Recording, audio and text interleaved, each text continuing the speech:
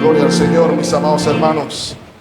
Esa es nuestra oración y ruego al Señor que no haya otro anhelo en nuestros corazones el día del Señor que regocijarnos en la gloria de Cristo por siempre.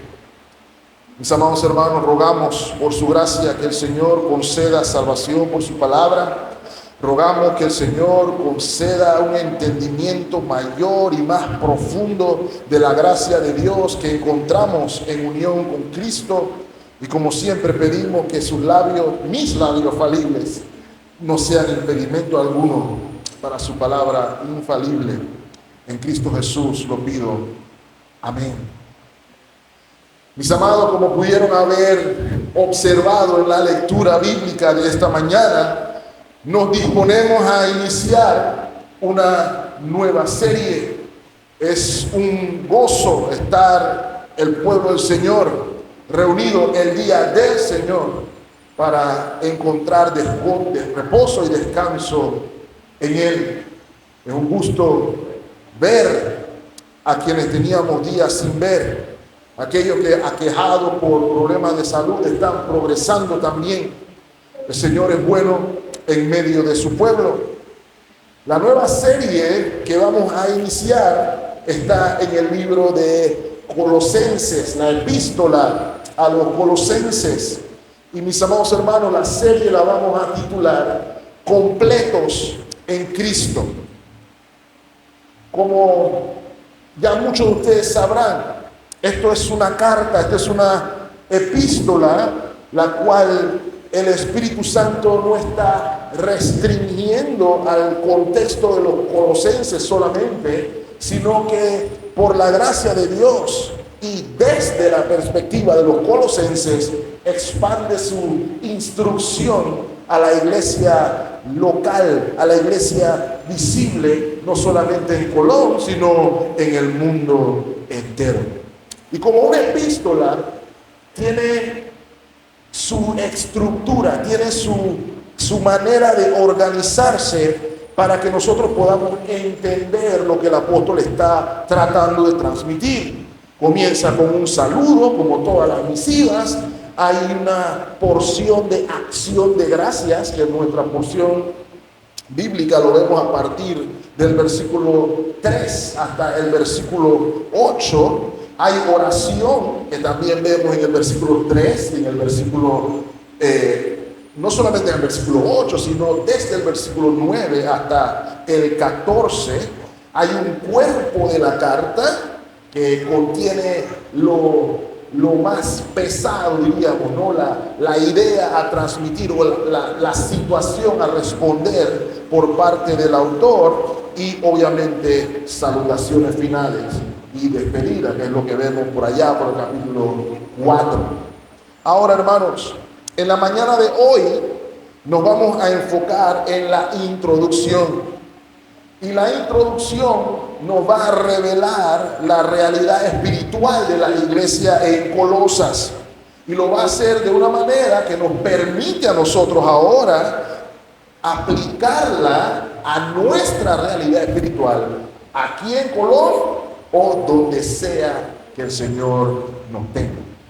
¿Cuál sería la tesis esta mañana, mis amados hermanos?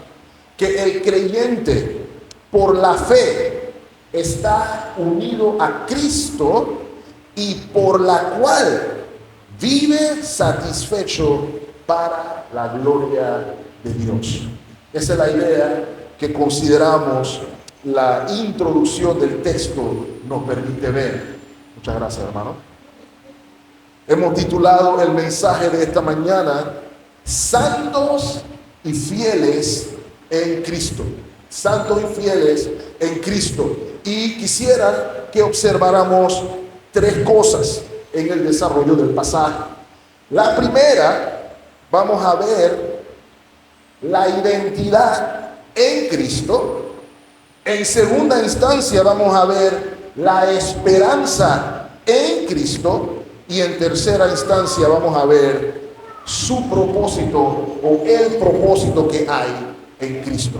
Quiero que noten, mis amados hermanos, que todo aquí es tal como lo cantamos en Cristo. Vamos a decir Cristo bastante durante todo el libro de Colosenses. Y eso no quiere decir algo, hermanos. Vivir es Cristo. Todo es acerca de Él. El mismo apóstol nos lo va a decir. Todo es de Él, por Él y para Él. Así que Cristo es el enfoque de nuestro estudio, de nuestra serie que vamos a estar viendo aquí. Así que lo primero que vamos a observar, hermanos, es la identidad de los colosenses en Cristo, su identidad en Cristo. Y eso se encuentra en los versículos 1 y 2, que quiero que lean conmigo. Pablo, apóstol de Jesucristo por la voluntad de Dios, y el hermano Timoteo, a los santos y fieles hermanos en Cristo que están en Colosas. Gracia y paz sean a vosotros de Dios nuestro Padre y del Señor Jesucristo. Mis amados hermanos, las cartas del primer siglo se redactaban de una manera similar a nuestras cartas hoy.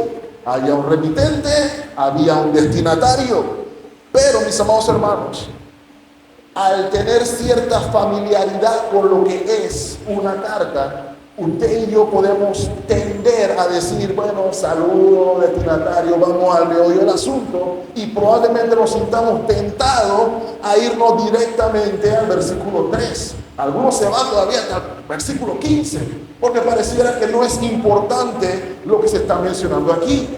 Sin embargo, mis amados hermanos, no olviden nunca la palabra del apóstol Pablo a Timoteo. Toda la escritura es inspirada por Dios, y como toda la escritura es inspirada por Dios, toda es útil, inclusive el saludo que está haciendo el apóstol Pablo aquí. De hecho, mis amados hermanos, ya desde el saludo Pablo está lidiando directamente con la necesidad de la iglesia en Colosas.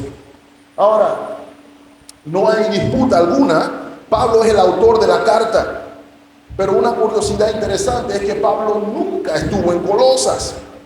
Quien estuvo en Colosas, quien probablemente plantó Colosas, quien era un anciano en Colosas, era el señor Epafras.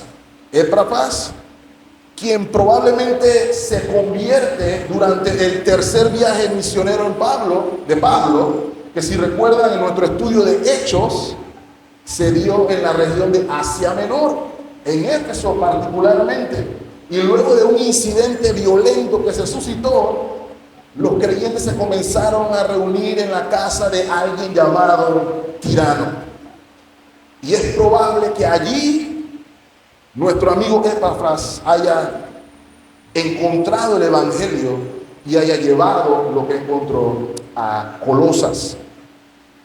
El mismo apóstol Pablo, quien describe a Epafras en el versículo 7 y versículo 8, Pablo lo describe como un fiel ministro de Cristo. Así que él era uno de los ancianos de la iglesia. Y es interesante, mis amados hermanos, porque en estos días donde la popularidad, donde el ser carismático tiende a ser lo más valorado, el testimonio de Epafras, voy a tener problemas pronunciando ese nombre, se hace relevante para nosotros hoy. 1 Corintios 4:2, por ejemplo, el apóstol Pablo nos recuerda: ahora bien, se requiere de los administradores que sean populares, que sean carismáticos. No, se requiere de los administradores que sean hallados fieles. Así que el señor Epafras, mis amados hermanos, viaja hacia Roma, donde Pablo está encarcelado, una especie de casa por cárcel que tiene allá en Roma, y en esas circunstancias él junto con otros hermanos le está contando a Pablo la situación de la iglesia en Colosas y también los problemas que tiene la iglesia en Colosas. Ahora, la situación general de la iglesia, como veremos en un momento, estaba bastante bien. Sin embargo, mis amados hermanos, había un peligro latente, había una situación complicada que se estaba desarrollando. Y los problemas de la iglesia se veían de tres maneras. Y voy a decirla de la menos importante probablemente a la más importante. Por un lado, la iglesia estaba lidiando con el desarrollo de un ascetismo legalista. Lo que no estamos familiarizados con el término asceta es el pensamiento que mientras más me privo de cosas, mientras más me privo de placer, mientras más me privo de deleites, alcanzo un nivel espiritual superior, alcanzo una vida de perfección moral. Si ese es el entendimiento, estas personas estaban dentro de la iglesia, además del evangelio, pidiéndole a los hermanos que practicaran cosas para ser más santos. Y la mayoría de ellas la vamos a ver cuando lleguemos al capítulo 2. Pero ustedes recordarán al apóstol advirtiendo sobre aquellos que nos dicen: no comas esto, no bebas lo otro, celebra esto, no celebre lo otro. Vida asceta. Y esa es una realidad hoy. Hay personas que se sienten referencia de moral, tal como los fariseos, en virtud de lo que hacen. Yo he escuchado a personas decir a alguien: yo fui al cine una vez y vi una película, y la persona le dice: ¿tú vas al cine? Yo no voy al cine. Yo creo que los creyentes no deberíamos ir al cine. Eso es legalismo asceta. En virtud de lo que él considera una virtud, él considera que tiene más puntos espirituales delante de la presencia del Señor. Ese es un ejemplo. El otro problema que la iglesia estaba lidiando era el extremo opuesto, porque ciertamente aquellas culturas afectadas por el helenismo, la cultura griega, no solamente tenían que lidiar con ese extremo, sino con el profundo libertinaje. El apóstol por allá, por el capítulo 3, va a advertirnos acerca de la fornicación, los adulterios, etcétera, etcétera, etcétera. Estas cosas la iglesia las estaba enfrentando. Pero aunque no lo crean, mis amados hermanos, eso no era el peligro más grave que la iglesia estaba sufriendo. El problema más grave, el peligro más grande, era la distorsión de quién era Jesús. La distorsión de la persona y la obra de Cristo. La distorsión de la suficiencia de Cristo para ser el Salvador de los creyentes. Los colosenses, mis amados hermanos, no estaban negando per se a Cristo, sino que había una mezcla de filosofías que se estaban dando en la época, que se estaban mezclando con el evangelio y se veían mal. Por ejemplo, para ellos Cristo era el mediador de esta cultura pagana. Para Cristo era el mediador entre Dios y los hombres. Sin embargo, había niveles o esferas que había que llegar a traspasar antes para entonces tener comunión con Cristo. Acompáñenme a Colosenses capítulo 2, versículo 18, por ejemplo.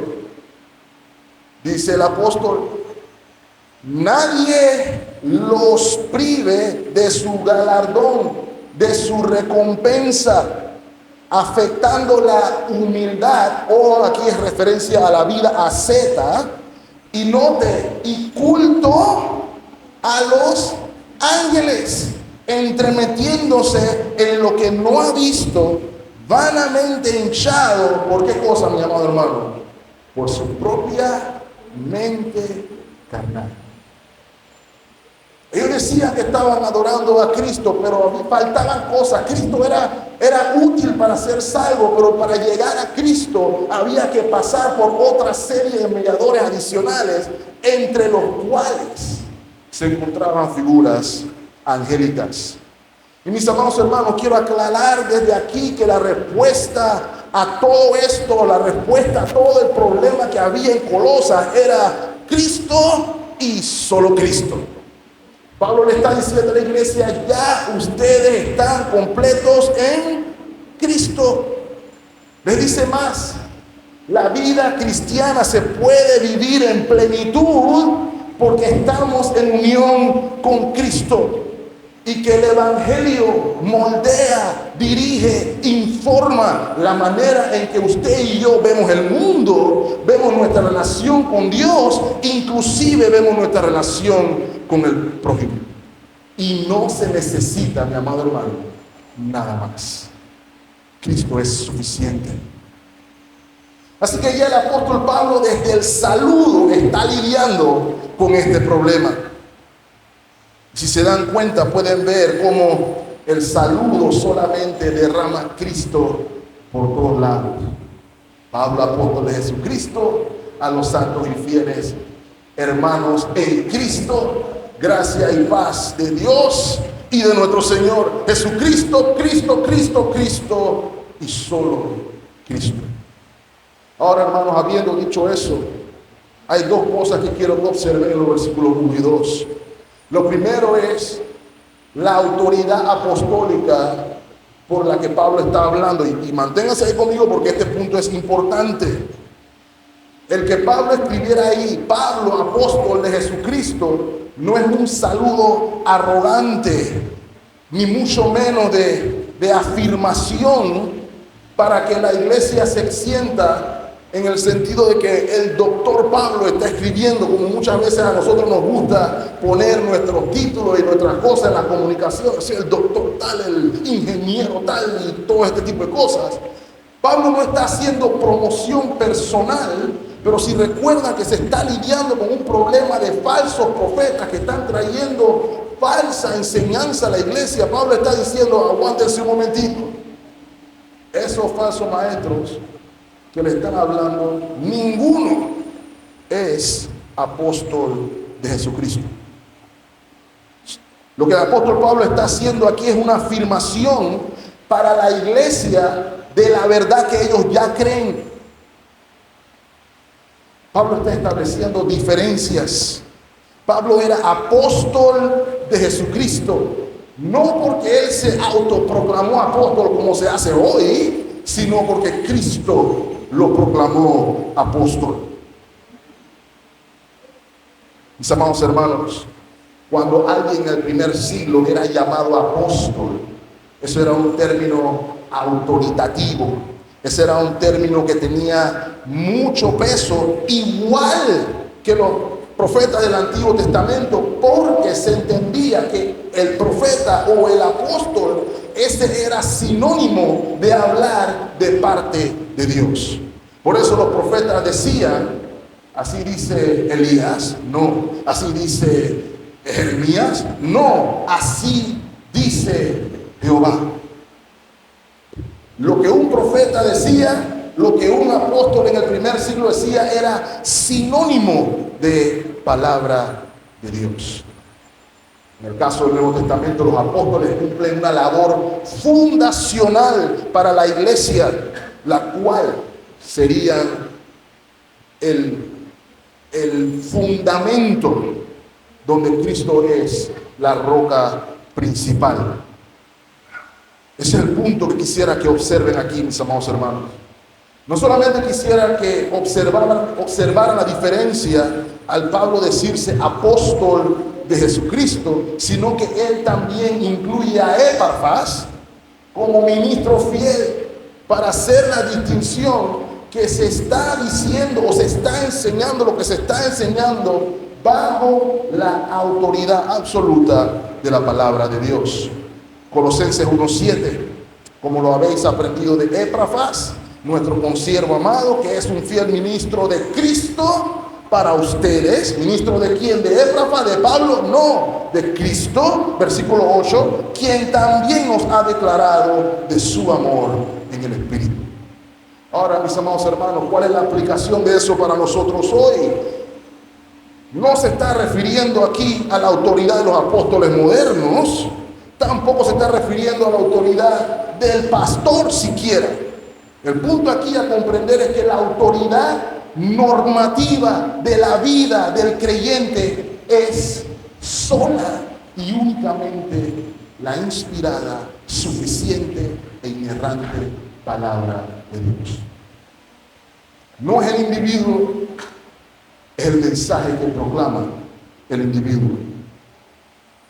Mis amados hermanos, nuestra confesión de fe con referencia a las Sagradas Escrituras, que es el primer capítulo de nuestra confesión de fe, indicándonos que del entendimiento correcto de las Escrituras fluye todo lo demás. Dice en su primer párrafo, las Sagradas Escrituras constituyen, noten hermano, la única regla suficiente, segura e infalible de todo conocimiento, fe y obediencia salvadores. El hermano Eugene es la única regla suficiente de obediencia y fe salvadora. No. ¿El diácono Abdiel, el diácono Ricardo lo son? No. Nadie lo es. Solamente la palabra de Dios. Y esto es importante, mis amados hermanos.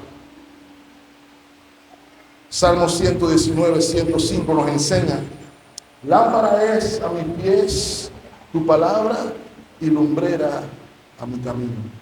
Nada tiene más autoridad en la vida del creyente que no sea la palabra de Dios.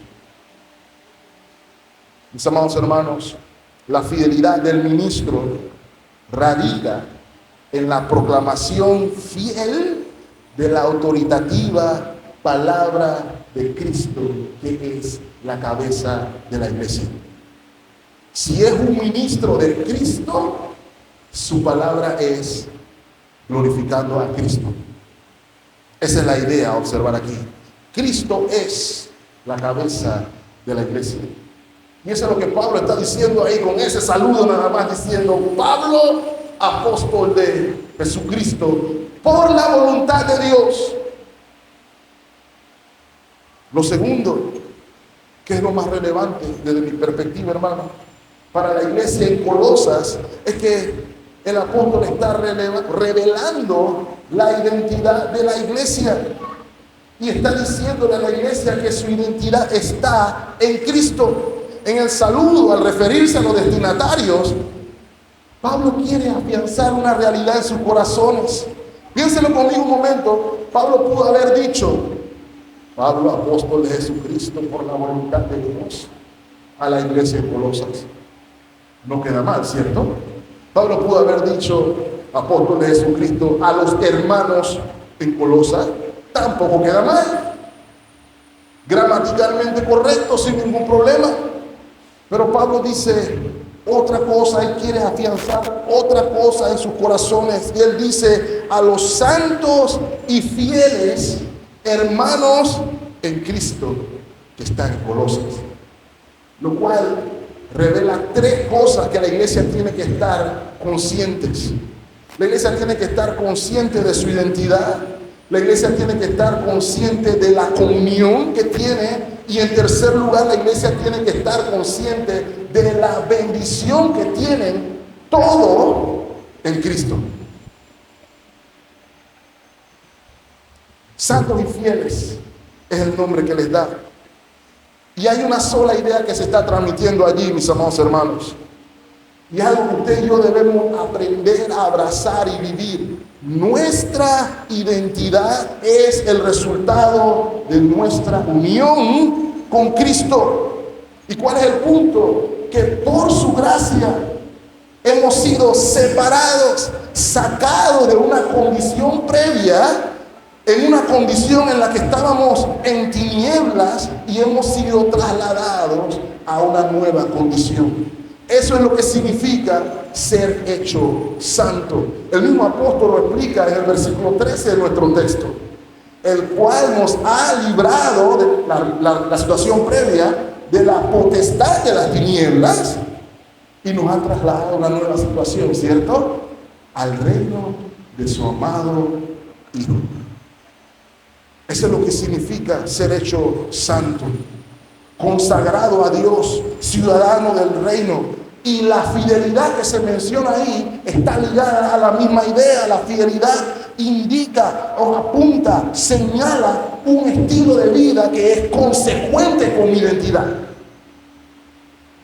¿Quiénes son los santos y fieles? Los santos y fieles son aquellos que perseveran en vivir su vocación. Aquellos que viven de acuerdo a la identidad en Cristo. Así que Pablo le está diciendo a los colosenses en el saludo, yo no le estoy escribiendo a cualquiera, yo le estoy escribiendo a santos y fieles, personas que tienen identidad en Cristo. Y no solamente identidad en Cristo, sino que tenemos comunión en Cristo. Mis amados hermanos, Él no solamente dice a los santos y fieles en Cristo, dice a los santos y fieles hermanos en Cristo, lo cual nos dice algo más todavía, porque mi unión con Cristo, mi santificación, el ser hecho santo, no es mío y nada más, sino que mi unión con Cristo me pone en unión con otros santos y fieles que comparten la misma identidad que tenemos o que tengo en Cristo. Nuestra unión con Cristo, mis amados hermanos, nos constituye en una familia, y la luz de Cristo es la que adorna la comunión. Todo eso se desprende el saludo, mi amado hermano. Acompáñenme a Primera de Juan, capítulo 1, versículo 7. Pero si andamos en luz, como Él está en la luz, ¿qué tenemos, mi amado hermano, los unos con los otros? Comunión unos con otros, y la sangre de Jesucristo, su Hijo, nos limpia de todo pecado. Eso es lo que implica nada más el saludo. Y Pablo ya está lidiando con el problema que tiene la iglesia. Todo lo que necesitan ya les fue dado en Cristo. No solamente les dice que son o que tienen su identidad en Cristo y que su comunión también es en Cristo, sino que les está diciendo que su bendición también es en Cristo. Eso es lo que quiere decir, mis amados hermanos, cuando nos saludamos uno a otro diciendo gracia y paz. Nuestra unión y comunión con Cristo, mis amados hermanos, o en Cristo, mejor dicho, representa bendición. El saludo de gracia y paz, mis amados hermanos, es la combinación del saludo hebreo con el saludo gentil. Y un recordatorio para usted y para mí, mis amados hermanos, de que en unión con Cristo estamos siendo bendecidos con la paz con Dios. Y no porque hay mérito alguno, sino por la gracia de Dios. Cada vez que usted dice gracia y paz, cada vez que usted ve al grupo de creyentes reunidos de diferentes lugares, de diferentes circunstancias, de diferentes trasfondos, usted y yo debemos reconocer que en nuestra comunidad abunda la gracia de Dios. Se vive realmente. Mi salmo favorito, el Salmo 133. Miren el versículo 3 del Salmo 133. Como el rocío de Hermón, que desciende sobre los montes de Sión, porque allí envía Jehová bendición y vida eterna. ¿Saben a qué se está refiriendo el salmista allí? La comunión en unión con Cristo que tienen los santos. Mirad cuán bueno y cuán delicioso es habitar, mis hermanos, juntos en armonía. Esa es una realidad en Cristo. Así que Pablo en el saludo, solamente en el saludo, afirma a la iglesia en la bendición de lo que es su comunión plena en Cristo. Pero hay más. El apóstol aborda su esperanza en Cristo. Mis amados hermanos, quisiera que pudiéramos observar, porque esto es común en las cartas paulinas, que la evidencia de la identidad y de la comunión con Cristo la vamos a ver en el agradecimiento del apóstol. Antes de que el apóstol mande a hacer algo a la iglesia, él necesita que la iglesia entienda quiénes son en Cristo, qué significa su identidad en Cristo, para que entonces podamos vivir nuestra identidad los unos con los otros. El problema que tenemos la mayoría de nosotros es que vemos los mandamientos y queremos ir de una vez a hacer los mandamientos sin entender qué es lo que produce que se pueda hacer el mandamiento. Y aquí se ve que ya hay una realidad. La esperanza que tienen en Cristo. Mis amados hermanos, vamos a entender aquí que el agradecimiento que el apóstol está haciendo a Dios en favor de la iglesia no es una exaltación vacía a los hermanos de Colosas. Porque a veces cuando usted escribe una carta, usted dice, bueno, tengo que poner algo bonito de fulano de tal. Qué buen hermano eres, qué buen amigo eres. Estoy agradecido por tu amistad. Y eso puede ser cierto o puede que no. Pero en este caso particular, Pablo está agradeciendo a Dios por una realidad que es palpable, que es tangible. Y lo puedo contrastar con un pasaje también. Vamos a otra carta, Gálatas, capítulo 1. En el versículo 6, Pablo está escribiendo una carta también. Y ya pasó el saludo. Pero aquí no hay acción de gracias, sino que Pablo va directo a la yugular con los Gálatas. Miren el versículo 6. Estoy maravillado de que tan pronto os hayáis alejado del que os llamó por la gracia de Cristo para seguir un evangelio diferente. Así que no hay agradecimiento a Dios aquí. Aquí vamos directo a la yugular. ¿Qué le pasó a los Gálatas? Pero con los colosenses hay agradecimiento. Mis amados hermanos, su agradecimiento y su oración son legítimos. Y en esta porción él hace dos cosas. Él da gracias a Dios por su obra en la iglesia y él ora por la iglesia. Y aquí, hermanos, ya hay dos lecciones que son sumamente importantes para nosotros. Uno, la iglesia tiene que aprender a reconocer la gracia de Dios en medio nuestro. Dos, agradecer a Dios por su obra en medio nuestro. Y en tercer lugar, orar sin cesar por su iglesia. Orar una y otra vez por su iglesia. Pablo lo está enfatizando tanto en los versículos 3 y en el versículo 9. La oración del versículo 3 es una oración de agradecimiento y la oración del versículo 9 tiene un carácter más de intercesión, la cual vamos a ver en un momento. Pero ¿cuál es mi punto, hermanos? Las epístolas son una buena herramienta para guiarnos en lo que se debe orar por la iglesia. Usted no va a ver en ninguna carta del apóstol oración. Oramos porque puedan agrandar el lugar donde se reúnen. Oramos porque puedan poner ahí una condición, bueno, abanico o algo así en la casa de alguno de los hermanos donde se reúnen. Oramos porque salgan más músicos para que canten. Nada de eso es motivo de oración por parte del apóstol. Y no estoy diciendo que eso esté mal, sino que no pidamos por esas cosas sin pedir por lo que pide el apóstol Pablo por la iglesia de Cristo. Eso es más importante, aunque no lo parezca. Miren lo que dice el versículo 3. Siempre orando por ustedes, damos gracias a Dios, Padre de nuestro Señor Jesucristo, habiendo oído de vuestra fe en Cristo Jesús y del amor que tienen por todos los santos. ¿Ok? Pero que lo vean ahí, mis amados hermanos, porque la identidad de Cristo, la identidad en Cristo produce dos cosas: el amor y la fe. Noten, hermanos, que no es al revés. La fe y el amor no producen identidad en Cristo. Es la identidad en Cristo la que produce fe y amor. Por eso Pablo está dando gracias a quién, mis amados hermanos, al pastor.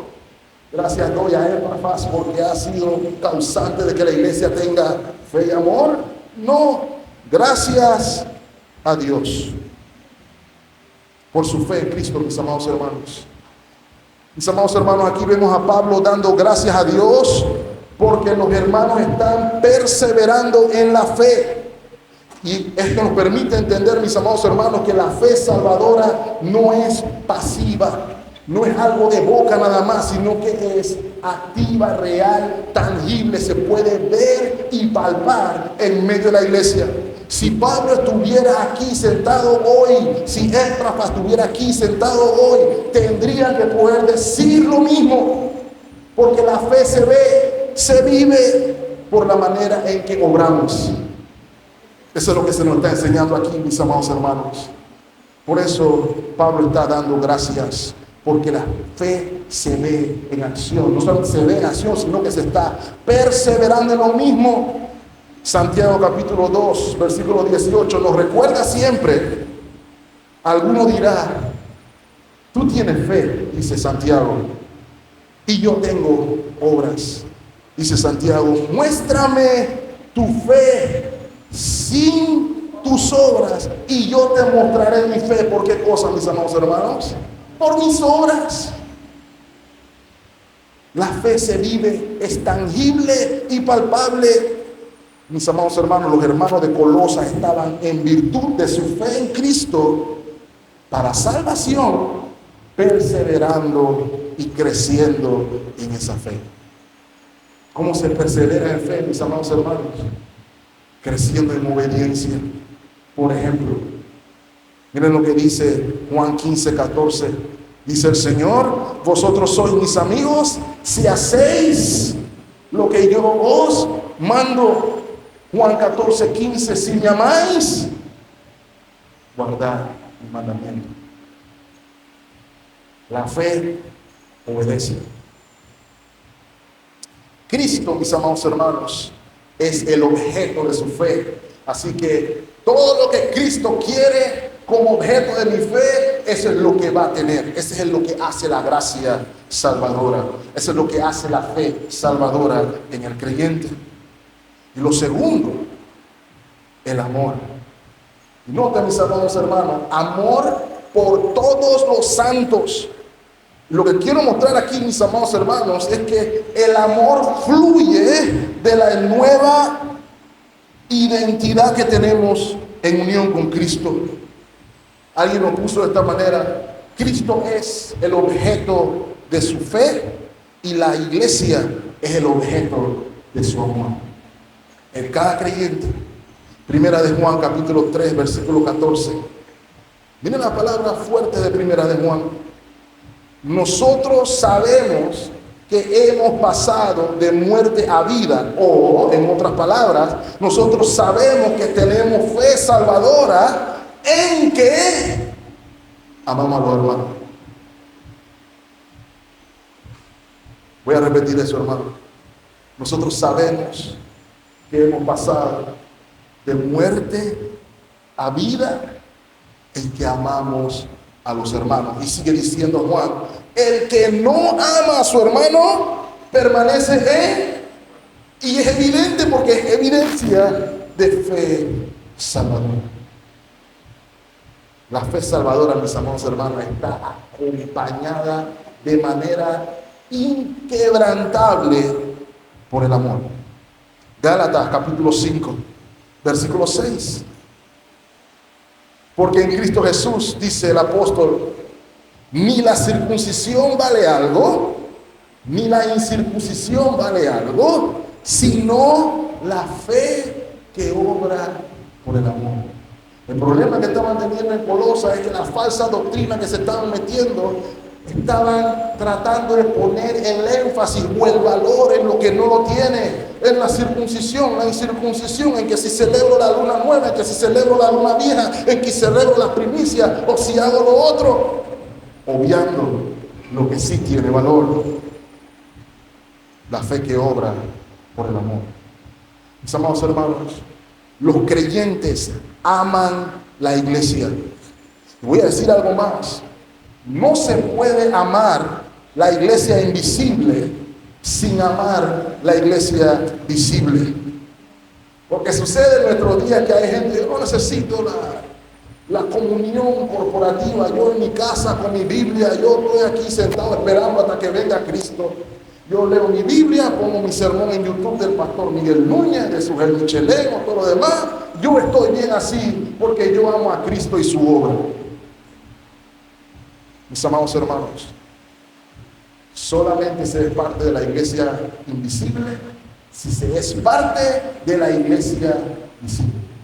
Un ejemplo de iglesia visible es Templo Bautista de Colón. Y si usted está aquí, debe haber amor por todos los santos. Es lo que se nos está enseñando aquí. Mis amados hermanos, el punto a observar aquí es que si no entendemos lo que el Evangelio produce en nosotros, es imposible cumplir los mandatos del capítulo 4. Imposible cumplir los mandatos del capítulo 3. Porque si no se tiene la nueva identidad, es imposible. Ahora, ¿por qué es así? Porque estas realidades, mis amados hermanos, no son el resultado del ingenio de los colosenses, sino el poder del Evangelio diariamente en acción en la vida de la iglesia local. Miren lo que dice el versículo 5. A causa de la esperanza que os está guardada en los cielos, de la cual ya habéis oído por la palabra verdadera del Evangelio. Mis amados hermanos, la esperanza que el Evangelio proclama, la esperanza es gloria en unión con Cristo. Lo dice igualmente el apóstol, Colosenses 1:27, acompáñenme ahí. A quienes Dios quiso dar a conocer, ¿qué cosa?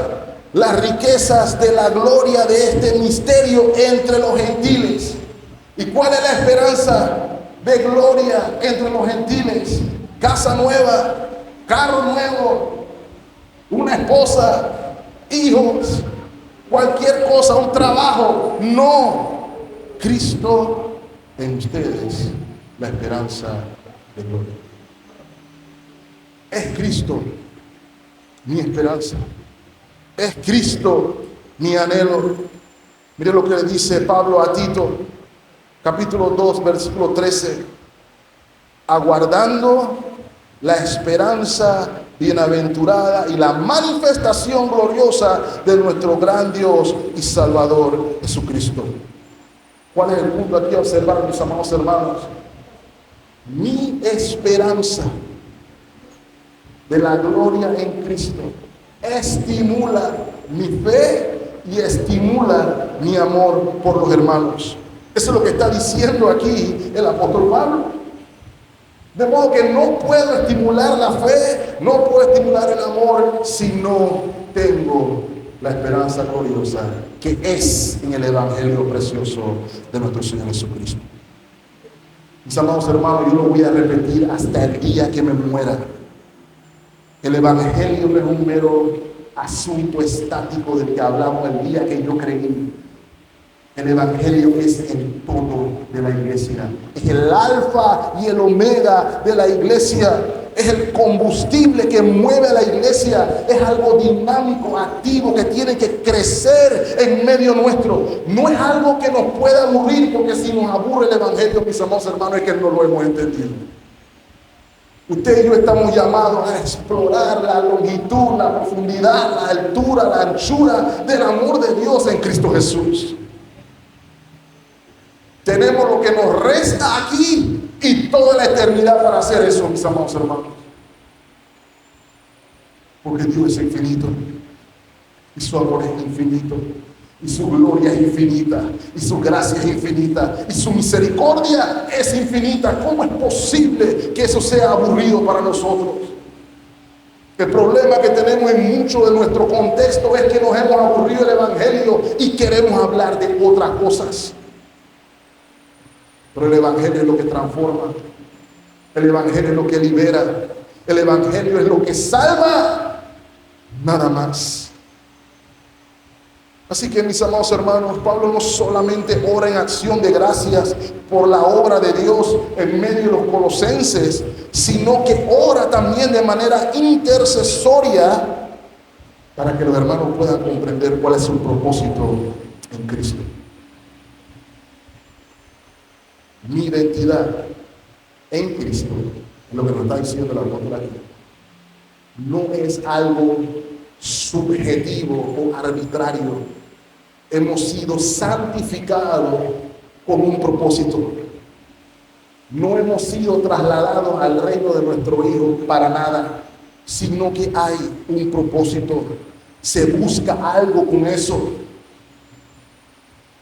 Quisiera que tomáramos los últimos minutos para observar precisamente eso. ¿Cuál es el propósito? El propósito lo vamos a ver en el versículo 10. Léalo conmigo.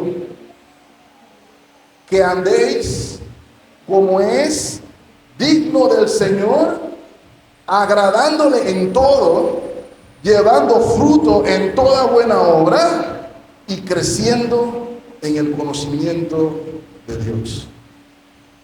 Para eso usted y yo hemos sido llamados. No hay otra cosa. No nos enredemos. ¿Ok? No nos enredemos. A veces pensamos que es un poco complicado. ¿No? ¿Cuál es la voluntad de Dios para mi vida? Y entiendo que hay preguntas particulares que pueden requerir que nos pongamos a pensar. ¿Quiere Dios que sea pastor? ¿Quiere Dios que no sea pastor? ¿Quiere Dios que me case con fulano? ¿O quiere Dios que me case con mengano? Pero el punto es el siguiente. Y eso nos quita mucha presión de encima. Dice Pablo a los Tesalonicenses, la voluntad de Dios es nuestra santificación. Ahí no hay pierde. Si usted no sabe que Dios quiere hacer con usted, sepa eso. Él quiere que usted viva para su gloria.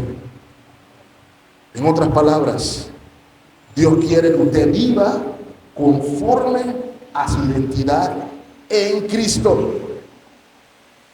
Vivir para la gloria de Dios.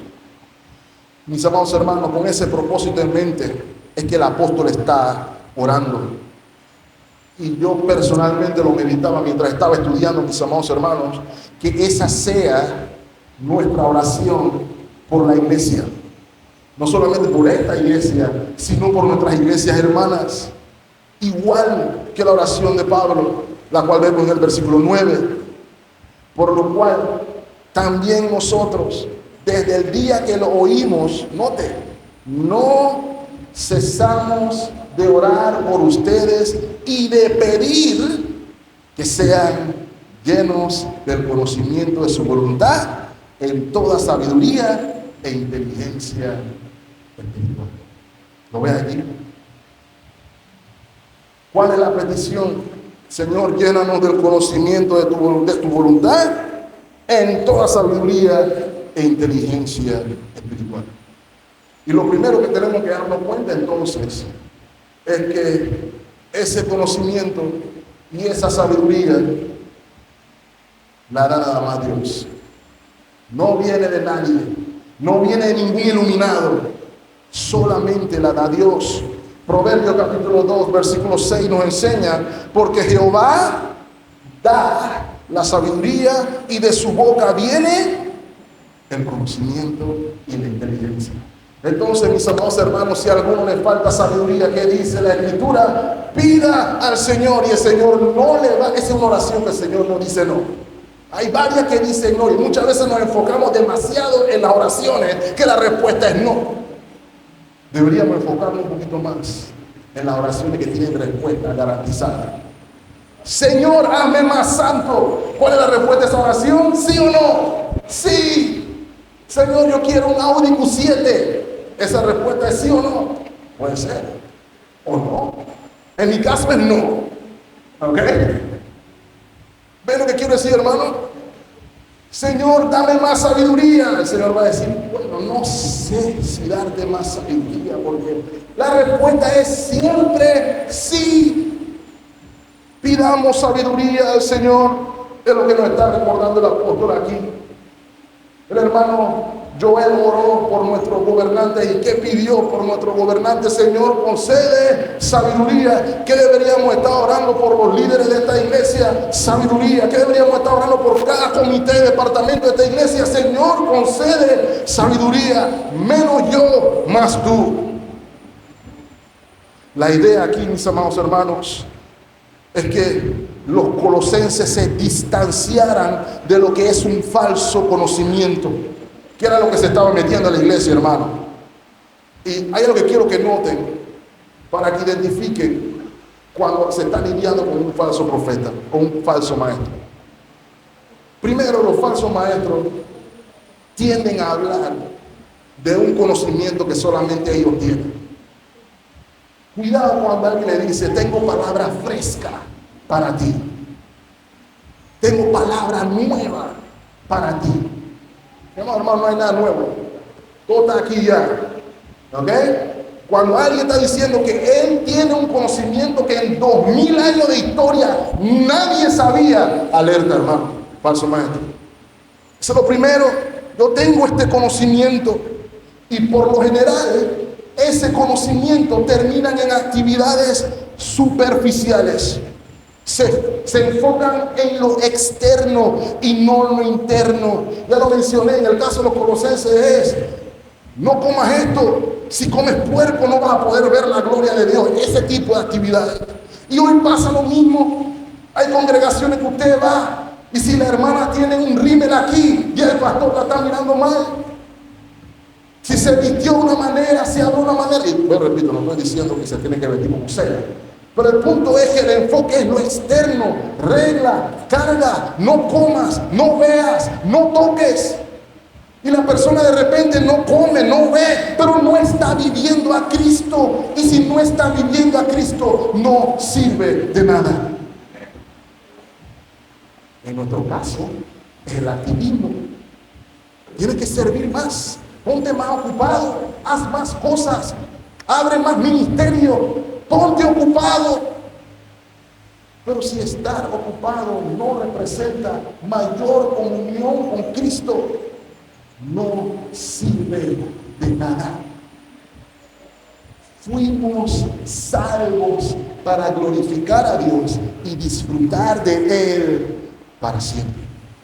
Y todos estos falsos profetas externos, todo lo externo, quiere ser más rico, quiere ser más esto, quiere más los otros, 10 maneras en que tiene que hacer esto, 8 maneras en que hacer lo otro. El punto es Cristo y solo Cristo.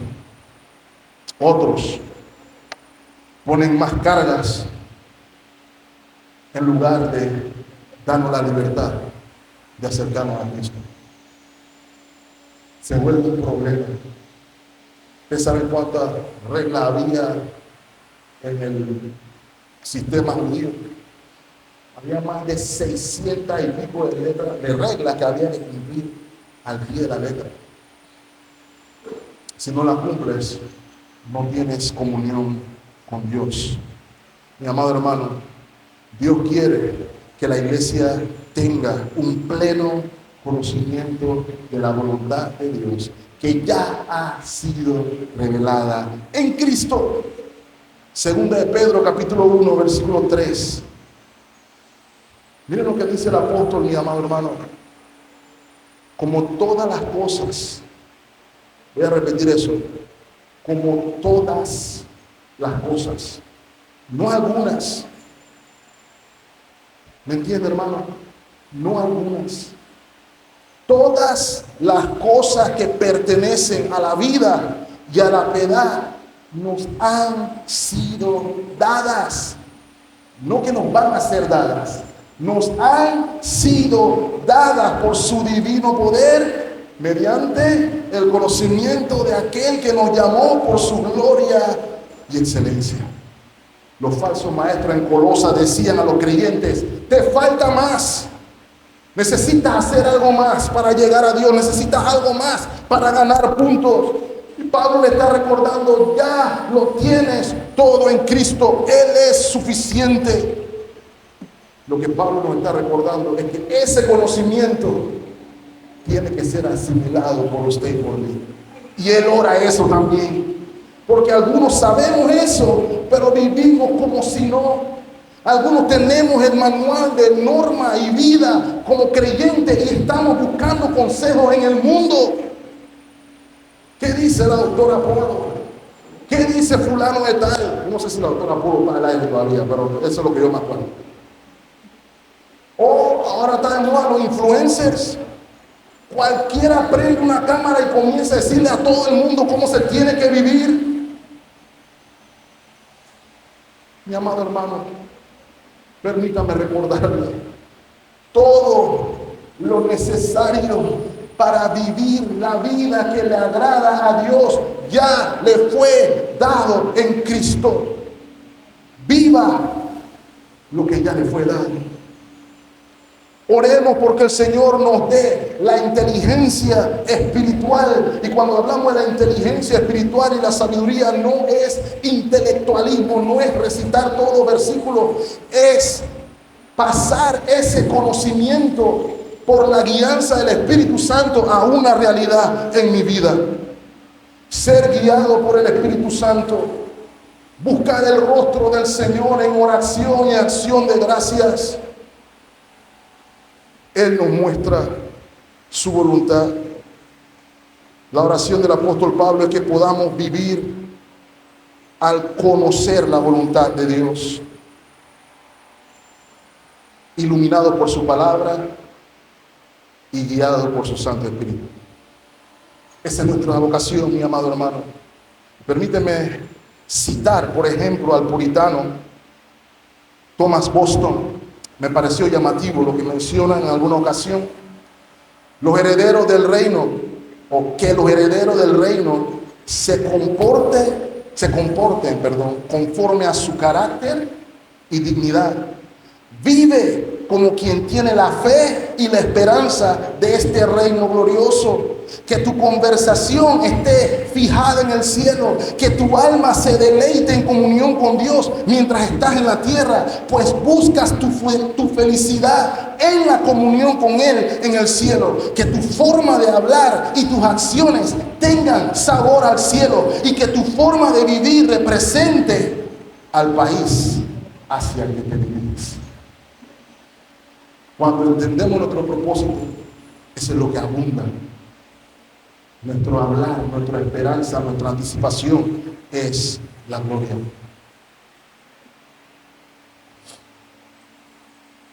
Todo esto fluye de mi identidad en Cristo. Versículos 11 y 12. Usted preguntará, ¿es eso posible? Eso suena imposible para mí. Pero vuelvo y repito, voy a repetir, hermano, I'm sorry. Todas las cosas necesarias a la vida y la piedad ya le fueron dadas. Así que sí es posible. Es un llamado a en fe caminar en esa dirección. Versículo 11, fortalecidos con todo poder conforme a la potencia de su gloria para toda paciencia y longanimidad. ¿Cuál es el punto? ¿Se puede vivir el propósito en el poder mío? No, en el poder de Dios, para poder perseverar. Y no perseverar de cualquier manera. Mire lo que dice el versículo 12. Perseverar con gozo. Mis amados hermanos, a veces hay una confusión entre los creyentes de si se puede vivir en gozo. ¿Cómo es posible que encontremos gozo en un mundo donde pasan cosas malas? ¿Cómo es posible que encontremos gozo en un mundo donde le tiran bombas a todo el mundo? Le caen bombas a escuelas de niños, le caen bombas a escuelas que no son de niños, que me caen bien. Porque eso es lo que está pasando en el mundo. Todo el mundo tiene su villano favorito y todo el mundo escoge su bando favorito. Pero el problema es que el pecado afecta el mundo entero, sea quien sea. No hay ninguno bueno en ninguno de estos debates o conflictos que se den en el mundo. ¿Cuál es el punto al que voy? ¿Existe gozo en un mundo así? Sí, sí existe. Es lo que nos está diciendo la Escritura. En una vida anclada en unión con Cristo hay gozo, primero porque es una realidad hoy que puedo experimentar la satisfacción plena del Espíritu Santo ministrando en nuestra vida, trayendo el fruto del Espíritu, que es amor, gozo, paz. Eso ya te lo dio Dios, independientemente de las circunstancias en las que vives, porque nosotros vivimos o morimos para Cristo en el poder de Él. Por eso usted puede perseverar en gozo, y no solamente en gozo, sino que en acción de gracias, porque Dios lo sacó de la tiniebla y lo llamó a su luz admirable, a la herencia de los santos en luz. Mi amado hermano, si eso no es motivo de gozo, yo no sé qué. No sé qué. Por eso tenemos que hacernos la pregunta: si no tengo gozo, ¿por qué no lo tengo? Es una pregunta que hay que hacernos, porque si no lo tengo, pues mi identidad no esté en Cristo aún. Puede que mi identidad y mi felicidad esté en otra cosa que no sea Él. Pero Él nos llama hoy a que reflexionemos: ¿dónde está mi identidad? ¿Dónde está mi gozo? Y Él nos recuerda que Él aún hoy está haciendo lo mismo que dice el versículo 13, sacando gente de las tinieblas y trasladándolos al reino de su amado Hijo. Versículo 14, en quien tenemos redención por su sangre, el perdón del pecado. Es por lo que Cristo hizo que usted puede vivir para la gloria de Dios. Y eso trae paz, hermano, porque no depende de mi esfuerzo para nada. Depende de mi dependencia en Dios. Mi amado hermano, quiero callarme con 3 puntos de aplicación, que serían preguntas para la reflexión personal de cada uno de nosotros. La primera es la palabra de Dios nuestra autoridad? ¿Es la palabra de Dios la referencia de mi salida, de mi entrada? ¿Es la palabra de Dios el motivo por el cual doy mis pasos o tomo mis decisiones? Porque si no es la palabra de Dios, es mi propia opinión. Y la palabra nos exhorta a no ser sabios en nuestra propia opinión. Tuve una conversación hace poco y la persona por alguna razón quería decirnos, a mí, a mi esposa, que era una persona de análisis religioso, espiritual, y comienza diciéndonos que se leyó la Biblia de tapa a tapa. Y hermano, yo le voy a decir la verdad, ya cuando alguien, sin que yo le pregunte, me dice que ha leído su Biblia de tapa a tapa, yo pienso que no la ha leído de tapa a tapa. Porque después de decirnos eso, la persona comenzó a decir su teología. Y su teología no se basaba en nada en lo que estaba diciendo la Biblia, en nada. Ella estaba siendo sabia en su propia opinión. Yo adoro así, yo adoro así, Jesús es así, eso acá. Y yo le pregunto, ¿dónde dice eso? No, eso es lo que yo creo. Ah, bueno, sí es lo que nosotros creemos. Pero eso es precisamente lo que se llama ser sabio en su propia opinión. Y habemos creyentes que tenemos la Biblia en la casa igual, y lo último que consultamos es ¿qué dice Dios sobre este tema?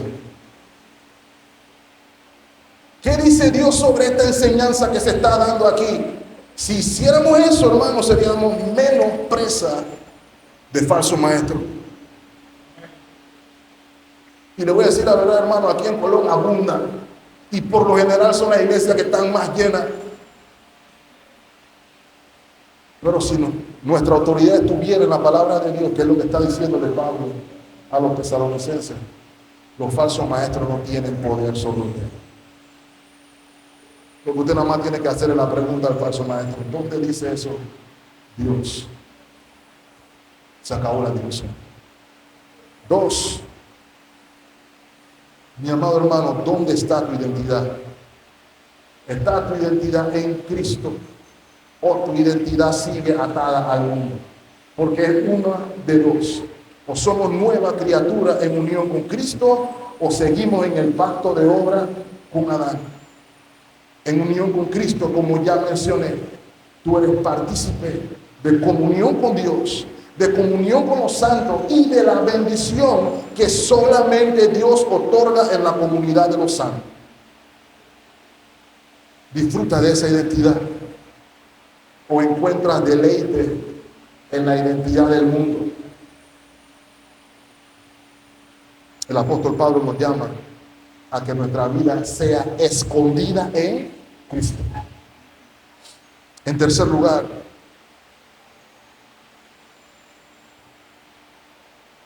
es el anhelo de tu vida, el conocimiento pleno del propósito de tu vocación. Eres consciente de a qué te ha llamado Dios. Eres consciente de a qué te ha dotado Dios. Porque como parte del cuerpo de Cristo, tienes un rol que jugar en la comunión de los santos. Estás buscando la voluntad de Dios para tu vida, en lo que nos está recordando. Y nos daremos cuenta que Él es todo lo que necesitamos para vivir lo que Él nos salvó a hacer. Señor, le bendiga ricamente, hermanos. Estemos orando. Señor nuestro, gracias por tu palabra. Gracias por recordarnos que todo lo que hemos de necesitar ya lo tenemos en ti.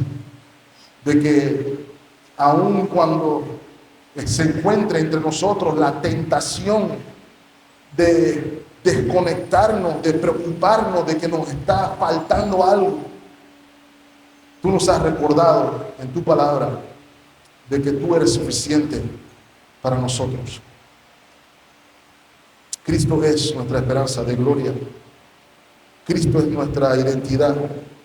Cristo es nuestra esperanza. Cristo es nuestro propósito.